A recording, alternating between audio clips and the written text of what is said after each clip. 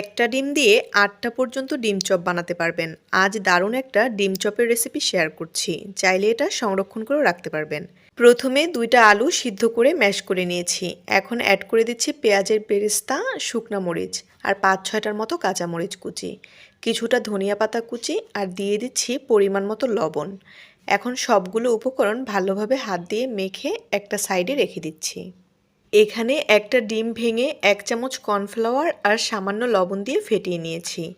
আজকে আমি 2টা ডিম দিয়ে 8 পিস চপ বানাবো। চাইলে এখানে 2টা ডিম দিয়ে 16 পিস চপও বানিয়ে নেওয়া যায়। সেক্ষেত্রে ডিমগুলোকে আরও পাতলা করে স্লাইস করে নিতে হবে।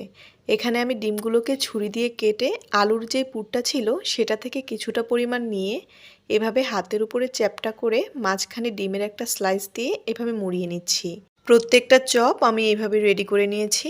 এখন যেটা করব, ওই যে ডিমটা ফেটিয়ে রেখেছিলাম সেটার মধ্যে 1 পিস করে চপ দিয়ে ব্রেড ক্রামে গড়িয়ে কোট করে নেব। ব্রেড ক্রামের পরিবর্তে এখানে টোস্ট বিস্কুটের গুঁড়াটাও ব্যবহার করা যায়। আর এ পর্যায়ে ডিপ ফ্রিজে একটা জিপলক ব্যাগে এগুলো সংরক্ষণ করেও রাখা যায়। এখন মিডিয়াম টু লো আঁচে সবগুলো চপ আমি ভেজে নিচ্ছি। প্রতিনিয়ত সহজ রেসিপি পেতে পেজটি ফলো করে রাখবেন আর সেই সাথে আমার চ্যানেলটিও সাবস্ক্রাইব করে রাখবেন। আজকে এখানেই বিদায় নিচ্ছি। আল্লাহ হাফেজ।